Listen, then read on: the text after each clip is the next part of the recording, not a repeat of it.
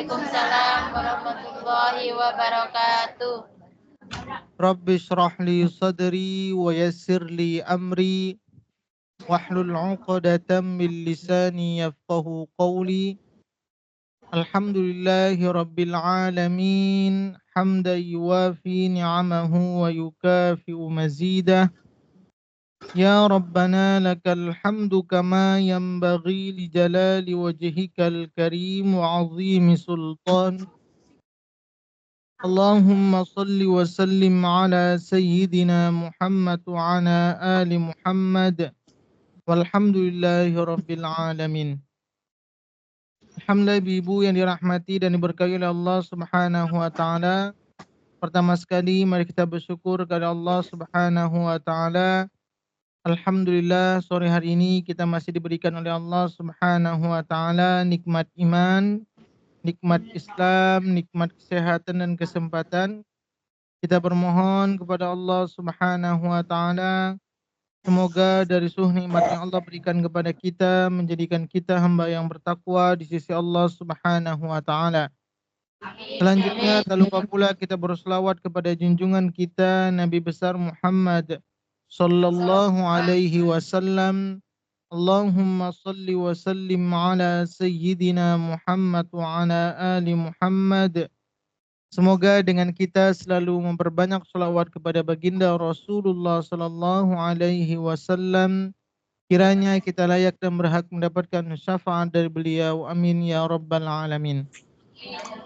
Alhamdulillah ibu semuanya, kita sudah bahas bab pertama, bab kedua dan bab ketiga.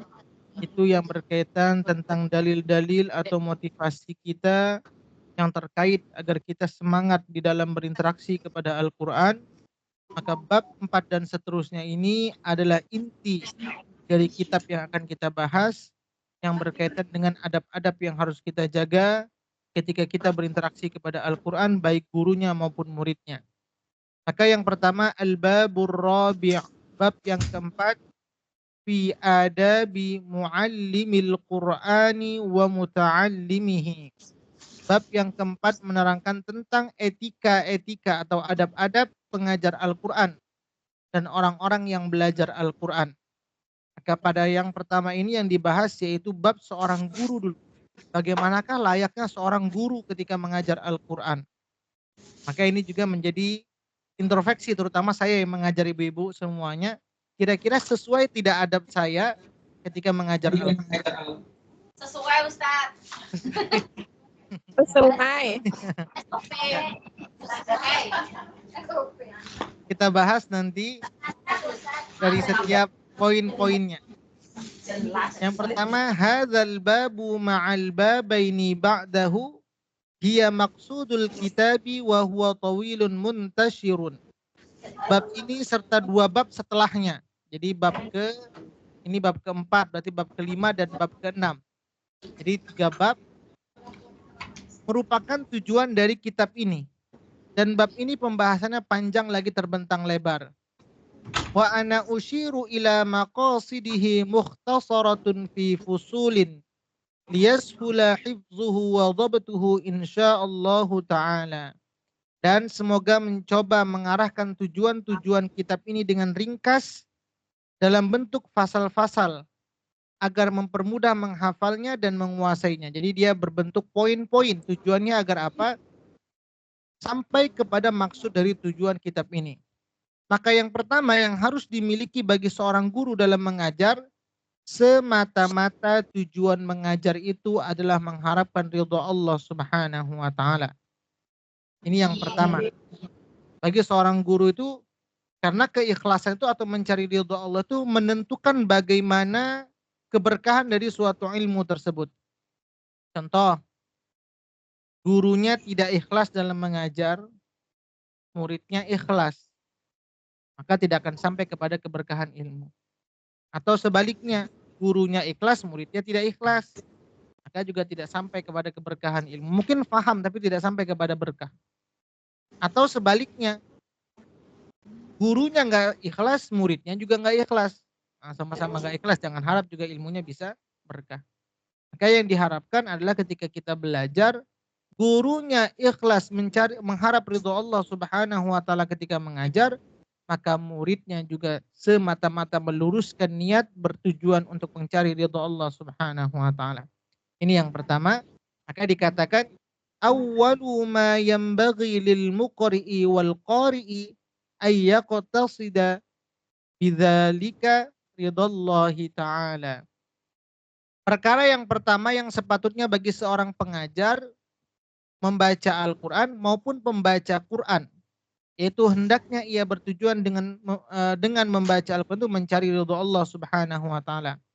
Bagaimana dalilnya? Yaitu dalam surah Al-Bayyinah ayat yang kelima. Qala Allah Ta'ala wa ma umiru illa.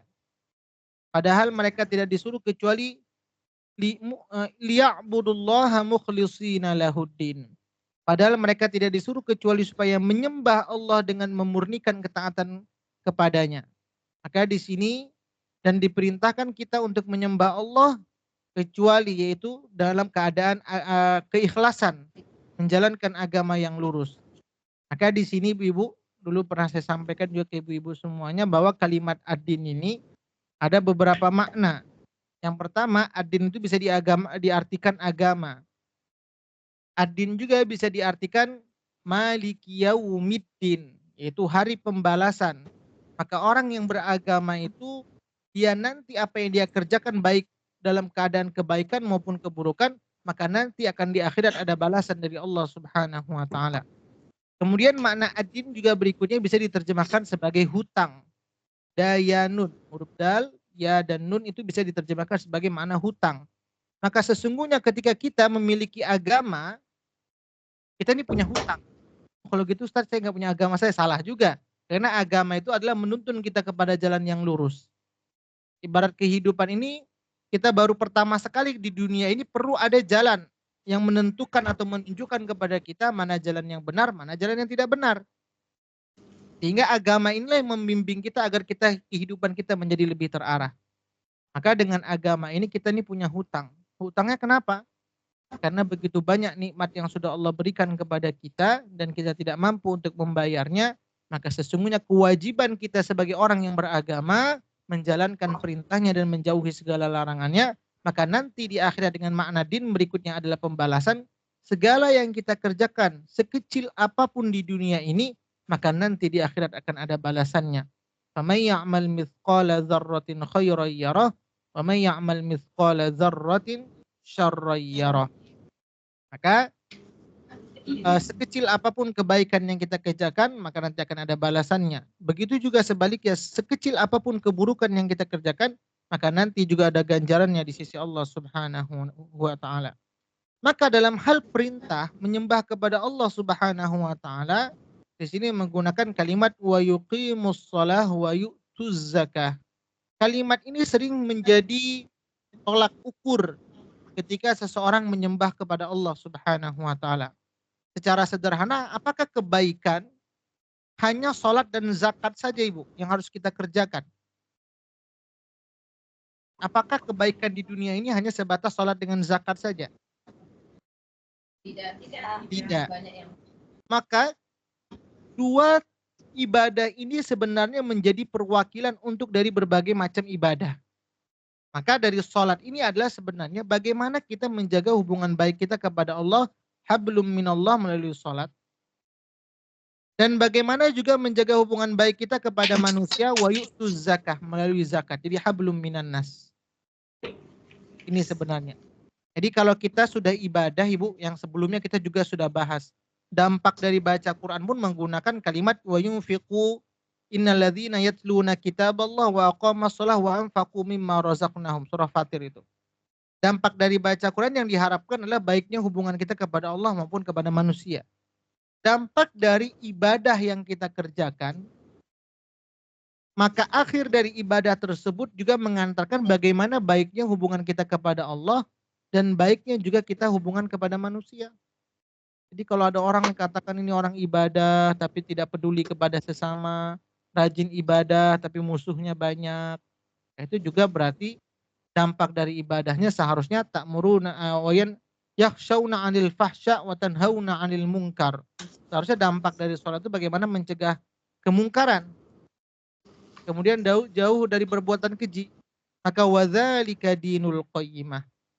Itulah sebenarnya agama yang lurus. Agama yang benar itu adalah ketika orang memiliki agama, bagaimana dia mengantarkan si penganut agama tersebut, baik hubungannya kepada Allah maupun baik juga hubungannya kepada manusia. Wa fi sahihaini an Rasulillah sallallahu alaihi wasallam. Ini adalah hadis yang sangat populer tentang bagaimana kita meluruskan niat. Innamal a'malu binniyat wa innama likulli imri'in ma nawa. Hadis ini adalah hadis yang ditujukan kepada seorang yang ketika itu laki-laki yang ingin menikah. Kemudian laki-laki itu hijrah, tujuannya dia agar nanti ketika hijrah dia bertemu kepada laki-laki yang dia inginkan atau wanita yang dia inginkan. Sebenarnya kalau dengan tujuannya hijrah tersebut dari Mekah ke Madinah karena Allah dan Rasulnya, maka otomatis pernikahannya dia dapatkan. Tapi ketika itu semata-mata tujuannya hijrah ke Mekah itu, ke Madinah itu tujuannya hanya ingin seorang wanita, maka dia mendapatkan sesuai dengan niatnya. Maka wa fi sahihaini an Rasulillah sallallahu alaihi wasallam innamal a'malu binniyat wa innama likulli imri'in ma nawa. Dan di dalam dua kitab sahih, Sahih Bukhari maupun Sahih Muslim, diriwayatkan hadis dari Rasulullah SAW bersabda, sesungguhnya amal-amal perbuatan itu tergantung dengan niatnya. Jadi kalau seandainya ibu nih banyak melakukan kebaikan atau kita banyak melakukan kebaikan, tujuannya hanya ingin dipuji saja, maka sebatas itu saja yang kita dapatkan. Tapi kalau seandainya kecil sekalipun yang kita kerjakan tapi semata-mata tujuannya mengharapkan ridha Allah Subhanahu wa taala, maka dia tercatat sebagai ibadah di sisi Allah Subhanahu wa taala. Maka nanti di akhirat ibu-ibu banyak ada orang yang dia katakan ketika di dunia ini dia sudah banyak ibadah, tapi di akhirat dia muflis. Apa itu muflis ibu? Bangkrut. Bangkrut. Kenapa bangkrut? Karena niatnya ada yang salah ketika melaksanakan ibadah ketika di dunia. Maka itulah jangan sampai kita ketika melakukan ibadah niatnya semata-mata hanya karena ingin pandangan manusia. Maka itulah kita selalu disuruh untuk selalu tazdidun niyah, selalu berusaha untuk memperbarui niat kita. Maka dan sesungguhnya bagi seorang itu hanyalah mendapatkan apa yang ia niatkan. Wa hadzal hadits min usulil Islam, dan hadis ini termasuk dasar-dasar agama Islam karena dalam Islam itu apa yang kita kerjakan semuanya tergantung kepada niatnya. Bahkan dalam kitab hadis-hadis yang manapun para ulama selalu membuka kitab hadis tersebut dengan bab niat. Kemudian wa rawaina 'an Ibnu Abbas radhiyallahu anhuma qala innama yuhfazur rajulu ala qadrihi niyyatihi. Dan telah diriwayatkan kepada kami keterangan dari Sayyidina Ibnu Abbas radhiyallahu anhuma, beliau berkata, sesungguhnya seseorang laki-laki dapat menghafal hanyalah sesuai dengan ukuran niatnya. Ini juga salah satunya kemudahan kita bagi kalau kita ingin belajar, kemudahan kita bagi juga kalau kita ingin menghafal Quran. Ketika niat kita lurus karena Allah Subhanahu wa taala, maka Allah akan mudahkan. Maka sebagian ulama mengatakan dalil walaqad yassarnal qur'ana lidzikri fahal mim muddakir itu adalah bagian dari hadis yang mengatakan kemudahan dalam menghafal Quran itu tergantung kepada niat. Itu diulang sampai 4 kali Bu ya. Surah Al-Qamar ayat 17, 22, 32, 40. Maka sebagian ulama mengatakan dalil ini adalah menjadi dalil bagaimana ketika kita dalam menghafal Quran atau belajar Quran, ketika niat kita lurus karena Allah Subhanahu wa taala, walaqad yassarnal Qur'ana lidzikri fahal mim muddakir. Maka Allah akan mudahkan. Jadi belajar Quran, menghafal Quran itu tidak ada alasan ya. Ustadz, saya sudah tua, Ustadz, saya sibuk, Ustadz, saya banyak kerja. Tapi kalau betul-betul niat kita luruskan kepada Allah Subhanahu wa taala dengan hati yang bersih, maka Allah nanti yang akan memberikan kemudahan bagi kita. Jadi kalau seandainya ibu-ibu nih lagi belajar mungkin sulit sekali fahamnya, sulit sekali hafalnya. satu yang harus kita benahi. Luruskan niat kita, kembali lagi kita niat, ya Allah saya betul-betul ingin belajar memahami agamamu, dan perbanyak doa. Jadi kalau ada ibu-ibu yang tanya kesulitan dalam belajar, jawabannya ini, luruskan niat, kemudian perbanyak doa. Ya, luruskan niat ya Bu ya. Bukan niatnya yang mungkin selama ini awalnya memang kita ikut-ikutan. Ah, saya nggak enak sama kawan, atau saya terpaksa nih dimarahin Bu Rini kalau nggak masuk. Jangan belajarnya itu karena Bu Rini lagi, kesadaran. Oh ini memang saya perlu dengan Quran, butuh dengan Quran. Bukan Quran yang butuh saya, bukan Bu Rini yang butuh ibu-ibu, tapi sebenarnya ibu-ibu lah yang butuh dengan Al-Quran. Jadi kalau seandainya sudah ada kesadaran seperti itu, mungkin Bu Rini nggak perlu jerit-jerit lagi di grup WhatsApp. Bu udah ngaji, Ibu ayo setor hafalan, Ibu harus baca ini. Kesadaran itu yang nanti akan berdampak nanti ya.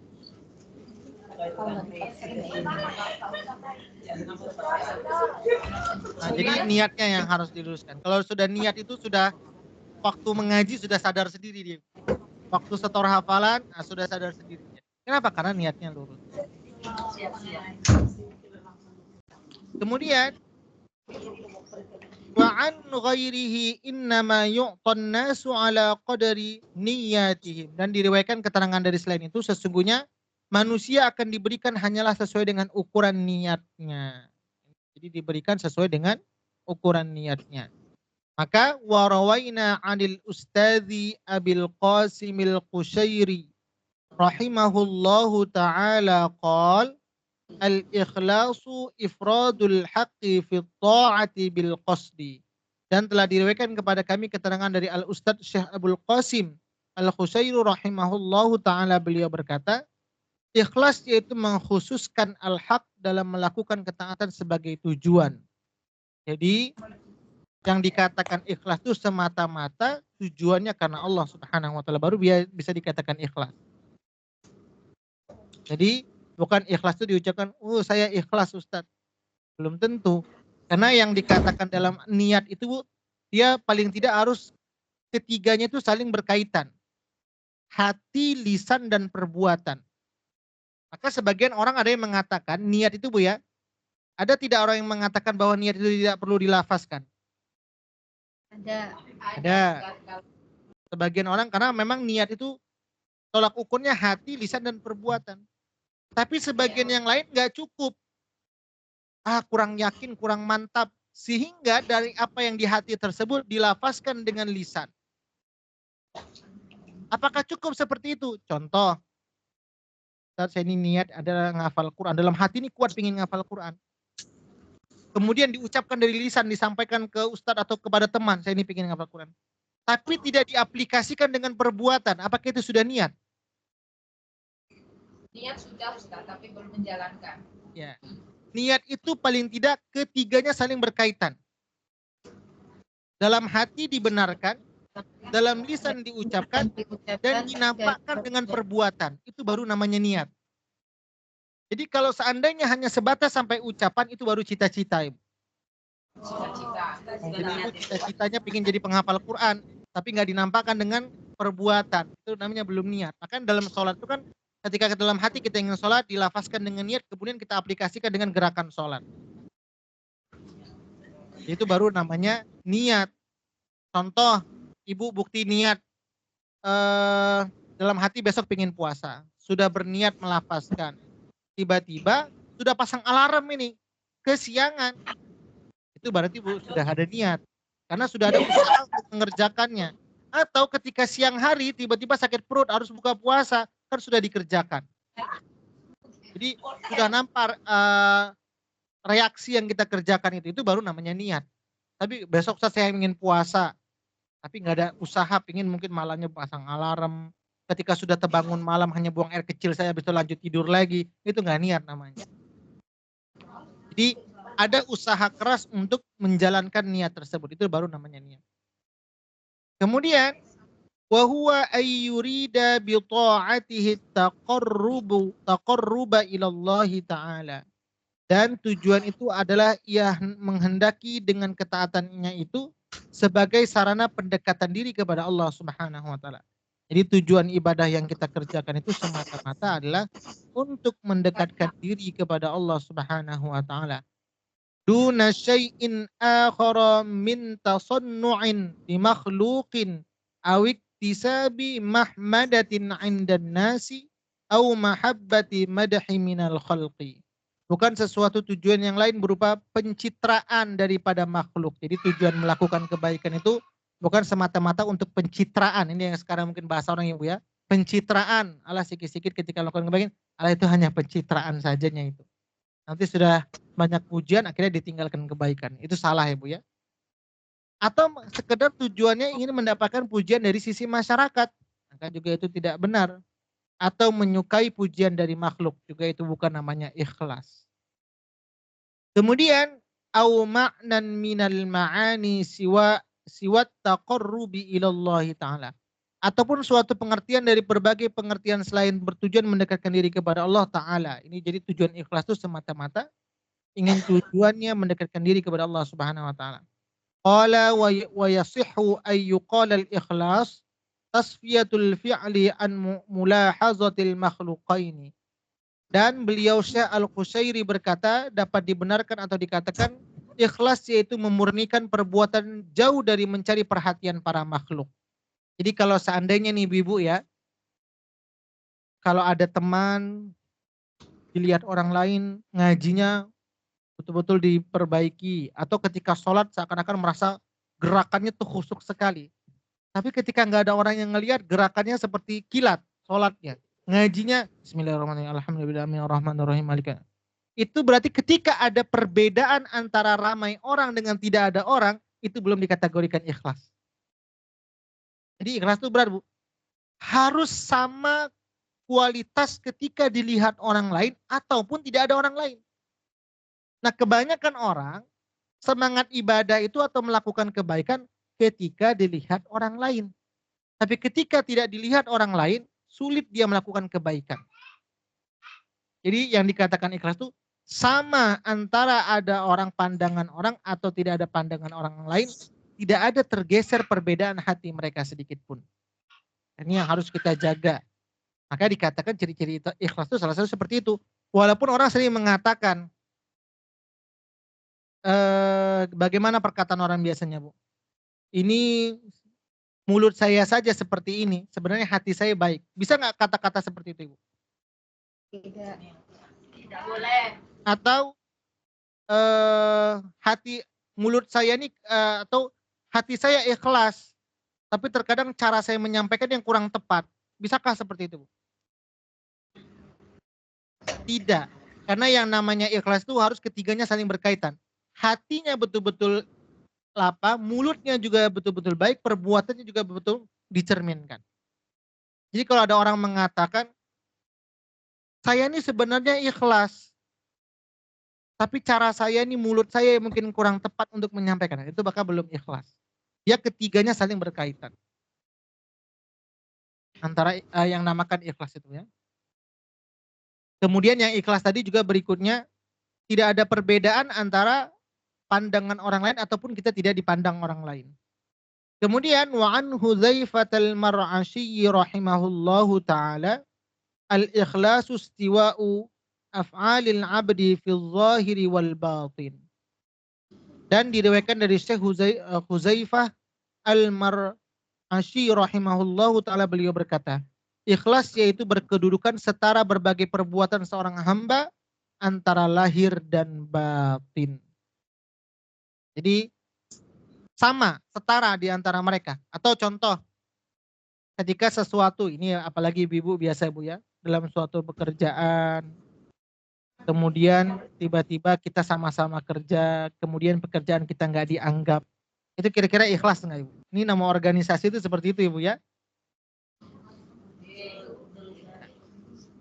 Merasa ada yang seperti itu Ibu, saya ini sudah kerjanya banyak tapi saya nggak dianggap, itu berarti belum ikhlas. Harus luruskan lagi niatnya. Karena semata-mata apa yang kita kerjakan itu jangan berharap manusia yang membalasnya. Kalau manusia yang membalasnya, apa yang terjadi Bu? Kecewa. Pasti sudah buat capek, letih karena berharap manusia nggak dinilai manusia, akhirnya ada dongkol. Sudah dongkol timbul penyakit. Sudah timbul penyakit nggak suka sama kawan. Nah banyak semua merembet kemana-mana. Setan akan mengajak kita untuk berbuat keburukan yang lebih baik. Sehingga apa yang kita kerjakan sedikit pun tidak ada dapat nilainya, hanya letih saja. Jadi kalau teman ibu nggak menganggap, ibu sudah kerja capek-capek, bayangkan Allah yang menilai kebaikan kita. Ibu. Nggak apa-apa, tetap pada jalur kebaikan walaupun manusia nggak menilai. Yang jadi masalah sekarang bagaimana ibu ketika kita punya berkelompok organisasi, ketika kita mungkin sudah capek tapi nggak dianggap, gimana? Udahlah saya nggak melakukan kebaikan lagi lah, terserah dia saja yang ngerjakan. Saya lepas tangan, orang saya udah kerja letih-letih nggak dianggap. Biasanya gitu ibu ya? Ya biasanya gitu ya Bu ya. Kita mau cari amal di sisi Allah atau di amal pandangan manusia ibu? Ya, cari amal di sisi Allah. Atau juga tolak ukur ikhlas. Tadi kan ketika kita dilihat orang atau ketika kita tidak dianggap kita nggak ngerjakan. Atau biasanya orang ada tipenya contoh yang tidak ikhlas ria. Kalau dipandang orang lain, ngajinya pengen banyak. Atau meninggalkan sesuatu kebaikan karena orang lain itu boleh nggak ibu? Ibu, meninggalkan suatu kebaikan karena orang lain boleh nggak ibu? Tidak. Oh, Bu Erna pingin ngaji, ini lagi rame-rame contoh. Aduh saya nggak enak lah nanti dibilang orang rajin. Hari ini saya libur dulu lah, nanti kalau sudah tepat tempatnya baru saya ngaji. Pernah nggak terjadi seperti itu ibu? Karena nggak enakan dengan teman, karena menjaga nggak enakan akhirnya kita nggak ngaji. Atau kita nggak melakukan kebaikan yang lain. Nah yang seperti itu juga tidak boleh, itu dikatakan tidak ikhlas. Kenapa? Karena ada perasaan makhluk di hati kita. Seharusnya kalau kita ibadah semata-mata karena Allah, maka kita tidak akan meninggalkan kebaikan karena manusia. Nah seringkali kita meninggalkan kebaikan karena juga pandangan manusia. Kemudian sebaliknya, semangat kita melakukan kebaikan karena pandangan manusia. Dua-duanya salah. Jadi semangat melakukan kebaikan karena pandangan manusia juga salah. Meninggalkan kebaikan manusia karena takut dipandang seorang alim juga salah. Karena kan kita sering, nanti saya dibilang so alim sekali. Akhirnya udahlah nanti aja lah, takut nggak enak saya dilihat orang. Padahal juga tidak boleh seperti itu. Kenapa? Berarti selama ini kita melakukan ibadah ada di dalamnya unsur pandangan orang lain di dalamnya. Jadi itu nggak boleh. Dan itu yang sering terjadi ya Bu ya. Benar Ibu? Secara tidak sadar karena alasan gak enak kita tinggalkan. Padahal itu salah. Maju aja ya Ustaz ya. Tetap maju aja, nggak peduli. Karena kita sesama agama Islam, dia sudah tahu bahwa dalam ajaran Islam ada amalan yang harus kita kerjakan. Kecuali tadi kalau memang tempatnya tidak memungkinkan. Contoh di mall yang kita posisi lagi di mall yang riuh, lagi ramai, nggak memungkinkan, kita meninggalkan boleh. Tapi kalau suasana mungkin semua sudah tahu, ini jadwalnya mengaji, sesama teman juga paham. Ya udah kita nggak perlu beralasan karena alasan nggak enak. Itu berarti selama ini juga tolak ukur kita belum ikhlas melakukan kebaikan. Nah, seperti itu ya. Jadi kalau memang tempatnya nggak memungkinkan itu lain halnya. Tapi kalau memang masih memungkinkan kita mengerjakan kebaikan karena takut tidak enak dengan teman, atau nih contoh ada ibu-ibu yang nginap, seharusnya kan jadwal mengaji. Tiba-tiba Bu Nuryati nginap di rumah Bu Isna ini selama 2 minggu. Padahal ini ada jadwal mengaji. Padahal waktu nginap tuh kerjaan mungkin di rumah Bu Isna ini nonton TV, makan, jalan-jalan biasa saja. Kalau ngaji pun sebenarnya bisa. Tapi alasan gak enak, aduh ini di rumah tamu, saya lagi bertamu. Gak enak saya ngaji nih. Nah itu berarti salah satu alasannya masih ada pandangan manusia di dalamnya. Padahal sebenarnya kalau kita dipaksakan ngaji pun bisa. Tapi karena alasan gak enak itu yang gak boleh. Kemudian wa'an zinnuni rahimahullahu ta'ala qol. Nah, ini dari Diriwayatkan dari Syekh Zunnun rahimahullahu ta'ala, beliau berkata, salasu min alamatil ikhlas. Nah, jadi ini ada paling tidak katanya, selama ini kan orang mengatakan, oh ikhlas itu sulit kita ngelihat orang ikhlas atau dia ikhlas. Syekh Zunnun mengatakan, sebenarnya secara zahir itu bisa dilihat. Contoh, apa beliau katakan ciri-ciri orang ikhlas tidak ikhlas itu? Istiwa'ul madhi wa dhammi minal ammah. Setara baginya pujian dan cacian dari masyarakat. Contoh, tiba-tiba ada tadi teman ibu, mungkin ya kita lihat dia jarang dipuji, tapi dia rajin. Tiba-tiba suatu saat dia, karena nggak pernah sampai pujian kepada dia nggak pernah melakukan lagi kebaikan, itu sebenarnya dia belum ikhlas. Itu cara mendeteksinya. Atau punya teman ibu-ibu, kalau dia lagi sendiri biasa saja, tapi kalau dilihat orang lain dia semangat, berarti sebenarnya dia belum ikhlas. Atau diri kita sendirilah, kalau kita nggak perlu lihat orang lain. Jadi kita sendiri, kalau ada perbedaan antara ramai orang dengan tidak ramai, berarti kita harus meluruskan niat. Atau kita melakukan sesuatu, nggak pernah dipuji, nggak pernah dikasih semangat, nggak pernah mungkin diperhatikan orang lain apa yang kita sudah kerjakan, nggak pernah dinilai, kemudian karena tidak kita dapatkan apa yang kita inginkan pujian tersebut, kita meninggalkannya, maka itu juga belum ikhlas. Kemudian yang kedua, wanisyanu ru'yatil a'mal fil a'mal.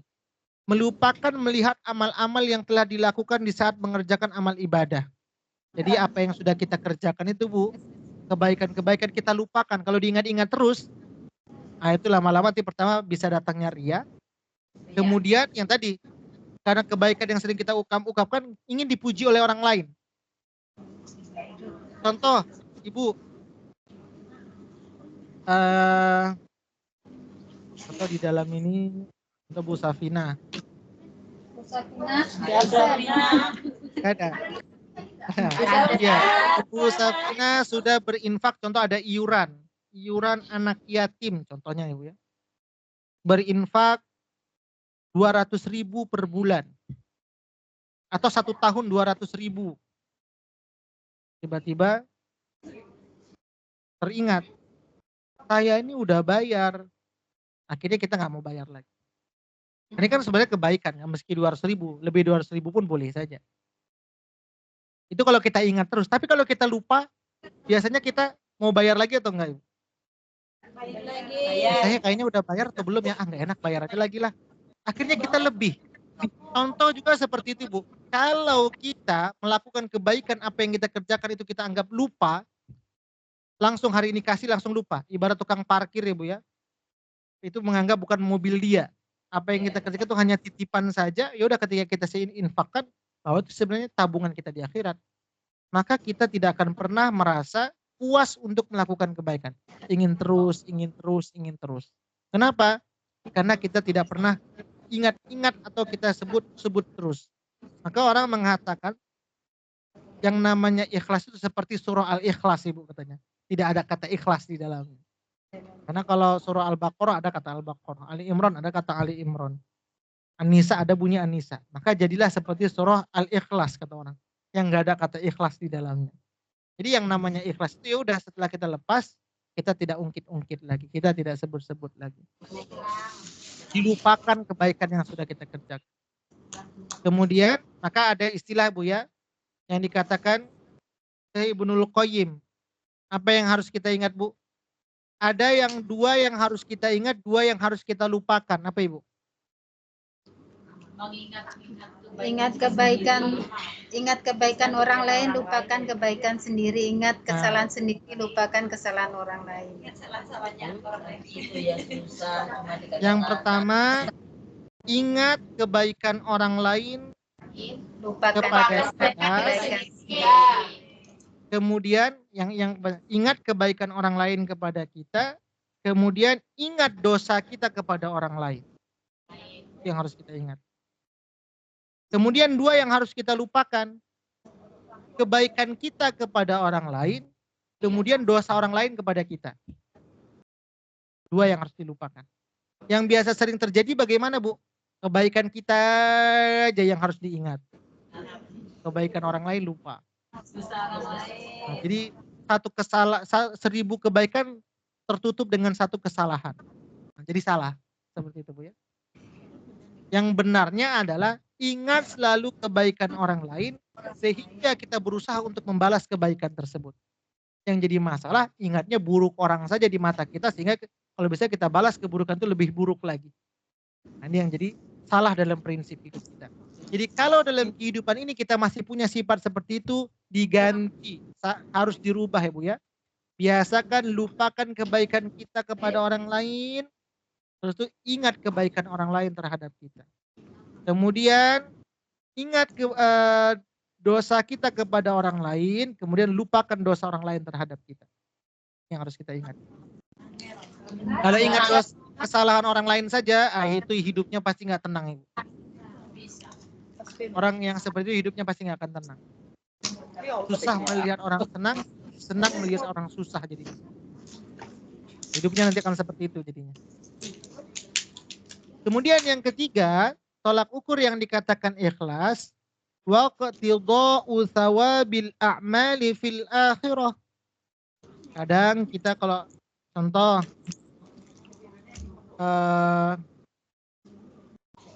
yang ada di sana. Contoh ibu-ibu lah kasih kebaikan ke saya. Kemudian saya nggak baik balas kebaikan ibu. Ini Zulfirman ini betul-betul lah nggak tahu diri. Sudah saya kasih kebaikan dia nggak balas kebaikan. Akhirnya kita nggak ikhlas. Maka setiap ibu berbuat kebaikan kepada orang lain, jangan langsung berharap dibalas hari itu juga. Bahwa sesungguhnya Allah itu maha adil. Kalaupun seandainya nggak dibalas kebaikan ibu di dunia ini, yakinlah Allah tidak tidur dan Allah mencatat sedikit kebaikan sedikit yang kita berikan tetap ada catatannya. Itu yang saya katakan tadi. Faman ya'mal mithqala dzarratin khairan yarah, wa may ya'mal mithqala dzarratin syarran yarah. Sekecil apapun kebaikan yang kita kerjakan pasti nanti akan ada ganjaran di akhirat kalau betul-betul kita ikhlas. Jadi kalau seandainya kita melakukan kebaikan karena ingin mengharapkan balasan kebaikan juga kepada orang lain, maka pasti kita milih-milih ya Bu ya. Nah, ini kayaknya saya harus bantu kawan yang ini aja karena dia tahu diri. Kalau dia dibantu pasti dia bantu balik.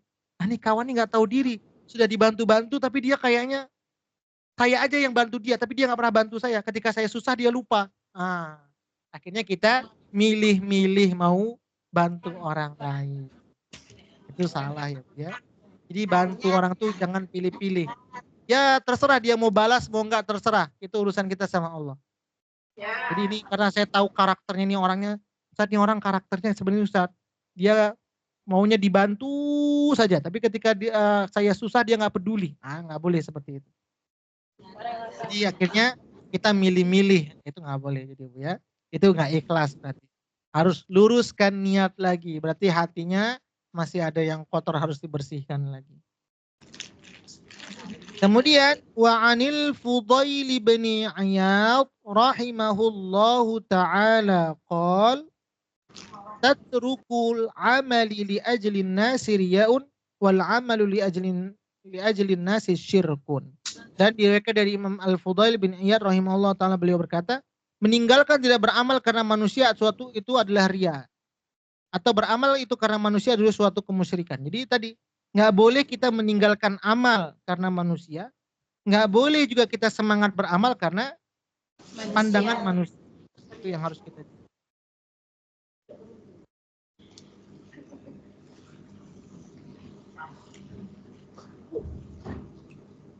Kemudian wal ikhlasu an yu'afikallahu minhuma.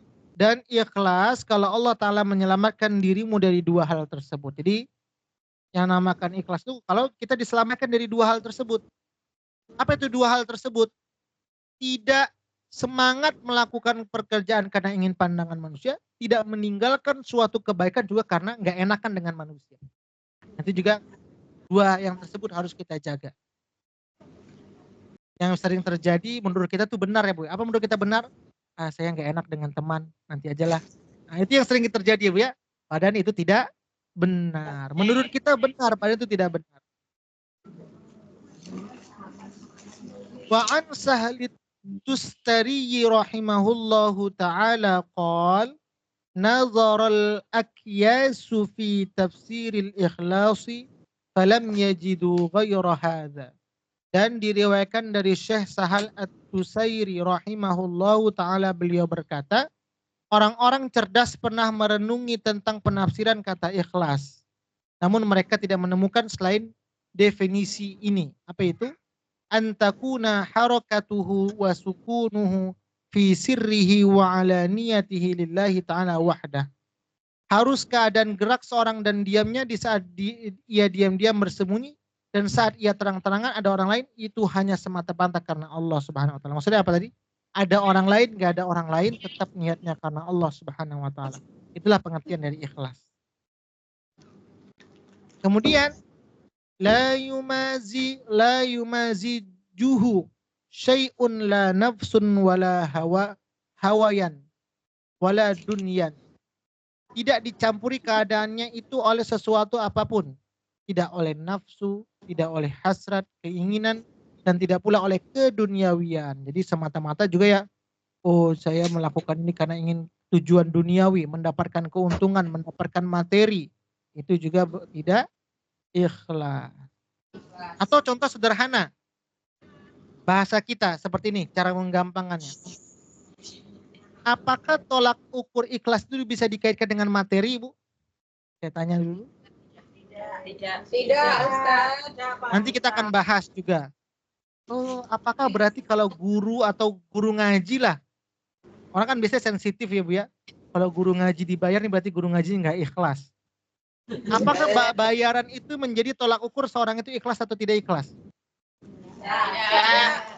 Ya, contoh sederhana. Contoh saya mengajar ini contoh, Bu ya. Tidak digaji, tidak dibayar. Kemudian ini Jul Firman ini betul-betul ikhlas ya. Ngajinya nggak dibayar, nggak digaji, dia meluangkan waktu. Kemudian saya ngomong ke ibu-ibu, Bu, guru ngaji yang benar tuh kayak saya. Saya ini ngajar 1 harian nggak digaji. Kemudian saya luangkan waktu, murid saya banyak. Sehingga ketika saya melontarkan kata-kata seperti itu, saya menganggap guru yang paling ikhlas, sebenarnya saya tidak ikhlas. Saya mengatakan guru yang benar itu seperti saya ini nggak digaji lillahi ta'ala, itu sebenarnya saya tidak ikhlas. Kenapa? Karena saya ingin dipandang adalah orang yang paling benar ketika mengajarkan Quran. Kemudian kalau semata-mata juga ngajar tujuannya hanya mendapatkan materi juga salah. Jadi semata-mata harus posisinya berada di tengah. Semata-mata karena Allah. Kalau ada ya berarti itu rizki. Kalau tidak ada ya juga rizki kita sudah membagikan ilmu kita kepada orang lain. Karena sesungguhnya dikatakan para ulama, haknya harta itu apa, Ibu? Haknya harta itu apa? Disedekahkan atau dizakatkan. Haknya bagi orang yang punya ilmu itu apa? Haknya ilmu, Ibu? Diajarkan dan diamalkan. Itu haknya ilmu. Jadi bagi orang yang berilmu, nggak boleh ilmu itu dipendam sendiri saja, disampaikan kepada orang lain dan diamalkan dalam kehidupan. Jadi kalaupun seandainya dia nih nggak dibayar ngaji, berarti dia sudah mengeluarkan hak ilmu tersebut seperti harta, mengeluarkan haknya itu dizakatkan. Jadi ya seperti itu. Kalau memang dapat rezeki duniawi itu berarti salah satu sebagian dari Allah berikan dari ganjaran ilmu tersebut. Tapi semata-mata tidak tolak ukur orang yang nggak dibayar itu belum tentu ikhlas. Kalau dia mengatakan yang benar itu seperti saya, itu sebenarnya dia tidak ikhlas. Jadi tolak ukurnya tidak seperti itu. Kalau semata-mata juga tujuannya untuk materi, juga sebenarnya juga tidak ikhlas. Harus berada di tengah. Lillahi ta'ala. Seperti itu. La yumazihuhu syai'un la nafsun wala hawan wala dunyan. Tidak dicampuri keadaan itu oleh suatu apapun, tidak oleh nafsu, tidak oleh hasrat, keinginan, tidak pula oleh keduniawian. Wa anis sarriyi rahimahullahu ta'ala qal la ta'mal linnasi syai'an wa la tatruk lahum syai'an. Ini yang saya katakan lagi, diulang lagi. Dan diriwayatkan dari Syekh As-Sarri rahimahullahu ta'ala, beliau berkata, jangan kamu melakukan sesuatu karena orang lain, ingin dipandang orang lain. Dan jangan kamu meninggalkan tidak melakukan suatu kebaikan juga karena mereka. Jadi nggak boleh. Jadi contoh, ibu disuruh bersih-bersih cahayaku. Kemudian mungkin emosi karena sama teman. Setelah saya nggak mau ngerjakan lah. Ini lagi berantem nih, nggak mau bersih-bersih jadi karena emosi. Meninggalkan kebaikan, ya kebersihan itu bagian dari iman. Meninggalkan kebersihan itu bagian dari ibadah, Bu. Karena niatnya karena nggak suka dengan teman tadi, berarti dia belum ikhlas. Jadi suka nggak suka kita tetap melakukan kebaikan. Seperti itu, Bu. Dipandang orang lain, nggak dipandang orang lain, kita tetap melakukan kebaikan. Karena sesungguhnya bukan teman yang memberikan balasan, tapi Allah yang memberikan ganjaran tersebut. Wala tu'ti lahum syai'an wala takshif lahum syai'an. Dan jangan kamu memberikan sesuatu karena mereka dan jangan kamu menutupi sesuatu karena mereka. Nah, jadi jangan kamu memberikan sesuatu karena mereka dan jangan kamu menutupi sesuatu karena mereka. Ini juga dalam hal sesuatu kita melakukan karena dia sudah baik sama saya akan baik terus kepada dia. Nah, itu juga nggak benar. Tetap ya kita biasa saja tetap karena Allah Subhanahu wa taala. Dalam hal mengaji juga seperti itu ya, baca Quran. Luruskan niat. Karena sesungguhnya kalau niat kita ikhlas karena Allah Subhanahu wa taala, maka itulah yang mengantarkan setiap hurufnya mendatangkan keberkahan dan mendatangkan pahala di sisi Allah Subhanahu wa taala. Wa 'anil Qushairiyyi qala aqallu sidqi istiwa'us sirri wal 'alaniyati. Dan diriwayatkan dari Syekh Al-Qusairi rahimahullahu taala, beliau berkata, minimal ketulusan setiap ikhlas itu berposisi setara saat sembunyi-sembunyi diam-diam maupun terang-terangan. Nah, ini diulang lagi kembali. Ada orang, nggak ada orang, tetap. Ini contoh, ibu-ibu. Ini karena ada orang nih ramai-ramai, saya rajin-rajin lah bersihkan semua ruangan. Tapi pas sendirian di cahayaku nggak ada yang libur, sendirian. Tidur-tiduran nggak mau bersihkan, kotor di depan mata pun nggak dibersihkan. Oh berarti selama ini ada niat karena ingin lihat orang lain.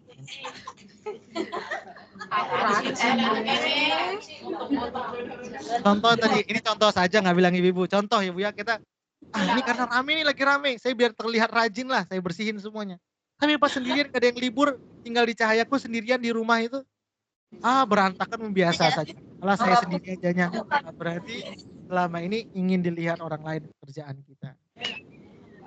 Itu nggak boleh. Atau dalam hal mengaji juga seperti itu.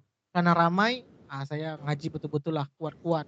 Tapi karena nggak ada, saya pelan-pelan. Nah, itu juga harus kembali ditata niatnya. Karena ketika niat kita lurus, maka itu salah satu keberkahan ilmu dan pahala juga kita dapatkan ganjaran di sisi Allah Subhanahu wa taala.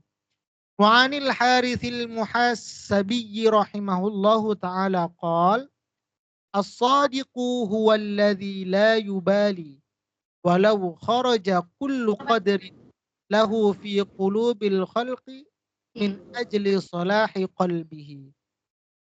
Dan direwetkan dari Syekh Al-Harith Al-Muhasabi rahimahullahu ta'ala, beliau berkata, orang yang tulus, yaitu orang yang tidak peduli, walaupun muncul keluar seluruh penilaian bagi dirinya di hati para makhluk, karena untuk perbaikan hatinya. Jadi, Ibu ya, walau semua keluar kritik sama kita nggak baik Ibu, jangan berhenti kebaikan tersebut.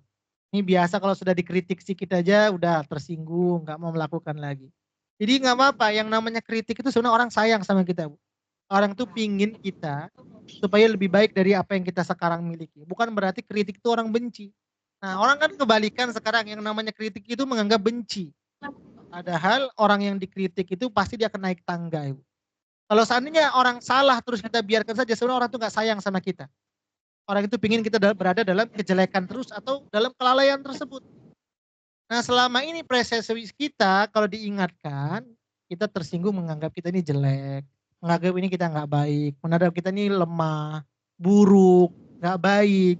Padahal dengan kritikan tersebut, orang itu agar kita ini jadi lebih baik. Ini harus dirubah persepsinya.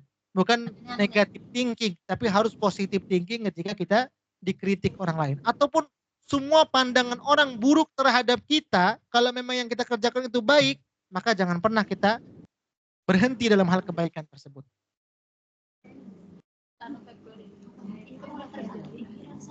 Kemudian, wala yuhibbu tila'an nasi ala mathaqilidz dzarri min husni amalihi. Dan ia tidak menyukai pengamatan orang-orang terhadap seberat partikel terkecil dari kebaikan dan amal ibadahnya. Ini juga ya Bu ya. Jadi dia nggak peduli perhatian orang terhadapnya. Wala yakrahu tila'an nasi ala syai'in min amali. Dan ia tidak benci pengamatan orang atas kejelekan dari amal ibadah. Juga ketika orang kritik dia nggak benci kepada orang yang mengkritik. Ini biasa kalau sudah diperbaiki langsung besok nggak cakapan lagi. Karena niatnya baik. Ibu bukan malah dibenci, Bu. Fa inna karahatahu lidzalika dalilun ala annahu yuhibbu ziyadata indahu. Karena sesungguhnya kebencian dirinya terhadap hal itu adalah sebagai bukti atas hal bahwa ia menyukai. Nah, ini orang kritik itu sayang sebenarnya. Menyukai penambahan dalam pandangan mereka supaya ada penambahan kebaikan dalam diri kita. Jadi kalau ibu dikritik orang lain, bilang terima kasih. Ibu bisa nggak kayak gitu? Atau ibu disalahkan orang lain, bilang terima kasih. Bisa nggak kayak gitu? Bisa, Ustadz. Biasa langsung marah. Balas, terima kasih ya sudah mengingatkan saya. Gitu seharusnya balas. Bukan malah gas. Sekarang dirubah. Berarti kalau seperti itu kita belum ikhlas. Harus menata hati lagi. Walaisa hadza min akhlaqis siddiqina, dan hal itu bukanlah termasuk akhlak yang orang-orang tulus. Orang tulus itu siap diterima kritikan. Wa an ghairi idza talabata Allah ta'ala bisidqi a'taka mir'atan tubsiru fiha kulla syai'in min ajaibid dunya wal akhirah. Dan diriwayatkan dari ulama lain berkata, apabila kamu memohon berdoa kepada Allah dengan ketulusan, maka Allah akan memberimu sebuah cermin yang kamu dapat melihat cermin itu setiap sesuatu dari berbagai keajaiban dunia dan akhirat. Jadi ketika ibu kita sudah ikhlas ibu, kita ini setiap melakukan kebaikan nanti Allah berikan cermin. Ini baik, ini tidak baik. Allah bimbing kita dalam hal ketaatan. Kenapa? Karena hati kita sudah bersih. Faqawilus salafi fi hadza katsiratun asyarna ila hadhil ahrufin minha tanbihan alal maglubi. Dan berbagai pendapat ulama salaf mengenai persoalan itu sangat banyak. Saya hanya menunjukkan beberapa kata ini dari pendapat yang banyak itu sebagai pengingat atas tuntutan penulisan kitab ini. Ini kita habiskannya Bapak nama saya. Faqad dzakartu jumalan min dzalika ma'a syarhiha fi awwali syarhil muhadzab. Dan sungguh saya telah menuturkan sejumlah hal ini pendapat para ulama salaf di beberapa penjelasan di dalam syarah kitab al-muhadzab, dalam kitab yang lain. Wa dhamamtu ilaiha min adabil muallimi wal muta'allimi wal faqih wal mutafaqqihi ma la yastaghni anhu talibu ilmin wallahu a'lam. Dan saya menggabungkan, menambahkan ke kitab tersebut tentang etika-etika pengajar dan pelajar ahli fikih dan orang-orang belajar fikih berupa sesuatu keterangan yang sangat diperlukan oleh penuntut ilmu. Jadi ini yang pertama yang harus dimiliki bagi seorang guru adalah bagaimana dia meluruskan niat semata-mata karena Allah. Murid juga seperti itu. Guru mau diberikan semangat oleh murid atau murid biasa saja. Kewajiban adalah mengajar bagaimana mendidik murid-muridnya. Tapi intinya semata-mata karena Allah Subhanahu wa taala. Guru contoh tiba-tiba ini dia nggak dibayar murid, tetap saja. Atau guru ketika dibayar murid nggak dibayar, ada perbedaan, itu berarti dia belum ikhlas. Harus tetap konsisten. Karena semata-mata tadi zakatnya ilmu itu adalah mengajarkan kepada orang lain. Jadi bagi seorang guru kita bisa nilai. Kita tahu guru ini ada perbedaan ketika diberikan materi, tidak diberikan materi, ada perbedaan dalam cara mengajarnya, berarti dia semata-mata tujuannya untuk duniawi. Maka yang kedua inilah nanti kita akan bahas, jangan bertujuan mengajar itu dengan duniawi. Jadi apakah saya katakan ketika diberikan duniawi itu berarti dia tidak ikhlas? Tidak, menjadi tolak ukur. Jadi tapi ketika dalam mengajar hanya semata-mata tujuannya untuk itu, berarti dia tidak ikhlas. Nah, nanti kita akan bahas di pertemuan berikutnya. Silakan sampai di sini. Ada yang bertanya, Ibu? Yang pertama adalah adab yang harus dimiliki bagi seorang guru semata-mata tujuannya mencari ridho Allah Subhanahu wa taala. Silakan, ada yang mau tanya. Bisa dipahami, Ibu? Insya Allah, Ustaz. Ada yang tanya enggak? Silakan, ada yang mau tanya. Gimana Ibu? Bu Sutin sudah sehat? Ibu-ibu yang lain siapa lagi? Sudah pada sehat? Insya Allah, Ustaz. Tadi jenguk di rumah sakit Ustaz. Oh, masih di rumah sakit Ibu ya? Iya Iya, masih Ustaz. Masih perawatan. perawatan. Nah, kita doakan lagi. Semoga beliau lebih sehat lagi insya Allah dari sebelumnya. Amin. Kalau tidak ada pertanyaan, kita cukupkan untuk pertemuan hari ini. Sudah maghrib di sana Ibu? Selamat sholat maghrib. Ya boleh. Saya pernah membaca buku kalau misalkan makanan sudah dihidangkan, cuman waktunya sholat itu makanannya makan dulu. Tapi ini kan makannya sebentar, ini berarti sholat dulu baru makan ya Ustaz ya. Sesuai tema ya. Tergantung keadaan. Kalau seandainya makanan sudah dihidangkan, waktu sholat udah mau habis, makan dulu atau biarkan waktunya lewat terus sholatnya Bu? Sholat dulu. Sholat dulu. Atau yang kedua, perut lapar sekali. Kalau seandainya dipaksakan sholat, kayaknya nggak khusyuk ini. Waktu sholat masih panjang. Maka gagal dulu. Kondisional. Tapi ya tadi, jangan biasakan makan juga ketika dekat-dekat waktu sholat. Ini tinggal fokus. Nah seperti itu. Dikasih tumpeng lagi syukuran. Syukuran Iya. anak-anak ini. Ini Masya Allah luar biasa ini Bu. Mudah-mudahan insya Allah makanannya berkah, makanannya menjadi menambah ketaatan insya Allah. Menambah ketaatan, makanan yang buat ibu-ibu semua jadi lebih sehat setelah makan insya Allah. Ya. Kalau tidak ada lagi insya Allah ibu-ibu. Jadi tadi jawabannya tergantung keadaan ya Bu ya. Kalau memang ini tiba-tiba waktu sholat, dari kemarin belum makan, tiba-tiba ada makanan sudah dekat waktu sholat. Saya ini kayaknya harus makan dulu lah biar fokus, karena udah 3 hari nggak makan. Itu lain kondisinya. Tapi kalau perut kita kenyang, makanan sudah dihidangkan, waktu sholatnya sudah mepet, lebih baik sholat dulu. Ya. Saya ingin bertanya Pak Ustadz satu. Ya boleh Ibu, boleh. Almarhum ibu saya kan sudah meninggal. Nah, terus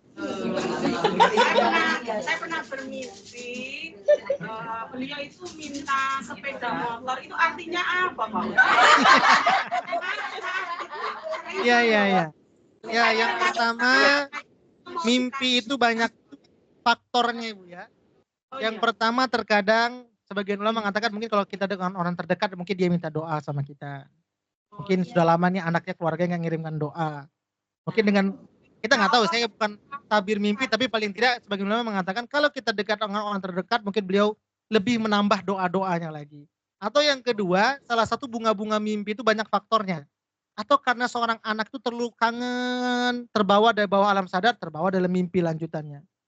Saya kemarin contoh ada kerjaan belum selesai, tiba-tiba saya bilang ke sana, oh kerjaan saya belum selesai, terbawa dalam mimpi, seakan-akan saya sedang mengerjakan sesuatu. Kenapa? Karena apa yang kita kerjakan itu terbawa sebelum tidur, belum selesai, terbawa ke alam mimpi. Sehingga nyambung dia.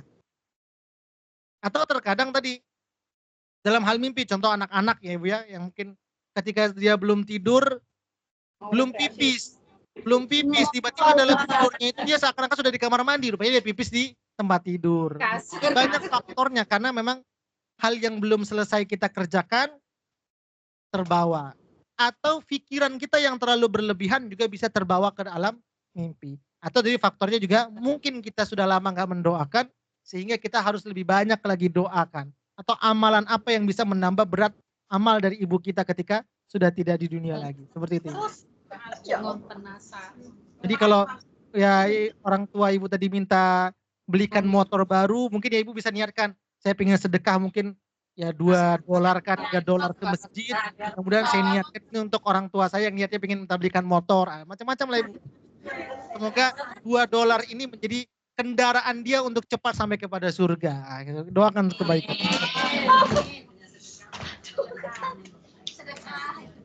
Ya seperti itu ibu. Ya kalau nggak sedekah ya doa saja. Ya Allah mudahan dengan kendaraan yang ibu saya minta, mudahan ini juga menjadi kendaraan, beliau minta kendaraan supaya lebih lancar lagi kepada surganya. Begitu. Baik, terima kasih Ustaz. Ya sama-sama Ibu. Ya, kalau gitu sudah Ibu ya. Mudah-mudahan pertemuan kali ini menjadi pertemuan yang berkah dari Allah Subhanahu wa taala. Mudah-mudahan setiap kebaikan yang kita kerjakan kita bisa semata-mata tujuannya mengharapkan ridho Allah Subhanahu wa Ta'ala. Kita doakan untuk Bu Sutin kembali, mudah-mudahan beliau lebih baik dari sebelumnya, semakin lebih sehat. Mudah-mudahan diangkat penyakitnya oleh Allah Subhanahu wa Ta'ala. Tsumma khususan ala hadhihi niyah al-Fatihah. Bismillahirrahmanirrahim. Alhamdulillahirabbil alamin. Arrahmanirrahim. Maliki yaumiddin. Iyyaka na'budu wa iyyaka nasta'in. Ihdinas siratal mustaqim. الذين أنعمت عليهم غير المغضوب عليهم ولا الضالين. أعوذ بالله من الشيطان الرجيم. بسم الله الرحمن الرحيم. الحمد لله رب العالمين حمدا يوافي نعمه ويكافئ مزيده. يا ربنا لك الحمد كما ينبغي لجلال وجهك الكريم وعظيم سلطانك. اللهم صل وسلم على سيدنا محمد صلاة تنجينا بها من جميع الأهوال والآفات وتقضي لنا بها جميع الحاجات وتطهرنا بها من جميع السيئات وترفعنا بها عندك على الدرجات وتبلغنا بها أقصى الغايات من جميع الخيرات في الحياة وبعد الممات. إنك سميع قريب مجيب الدعوات. ويا قاضي الحاجات يا مجيب السائلين يا رب العالمين. اللهم رب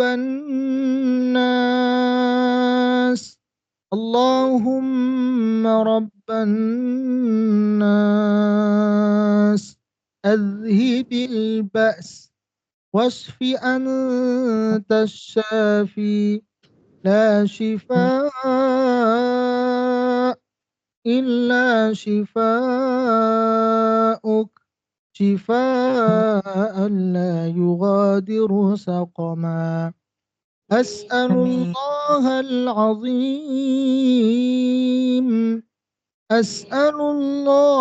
العظيم رب العرش العظيم أن يشفيك. ربنا ظلمنا أنفسنا وإن لم تغفر لنا وترحمنا لنكونن من الخاسرين. ربنا آتنا في الدنيا حسنة وفي الآخرة حسنة وقنا عذاب النار. وصلى الله على سيدنا محمد وعلى آله وصحبه وسلم. سبحان ربك رب العزة عما يصفون وسلام على المرسلين والحمد لله رب العالمين. Semuanya, ini saja yang dapat saya sampaikan. Lebih kurang mohon maaf. Assalamualaikum warahmatullahi wabarakatuh. Waalaikumsalam warahmatullahi wabarakatuh. Terima kasih banyak Ibu semuanya. Sehat-sehat di sana. Saya izin keluar. Amin. Amin. Ayo.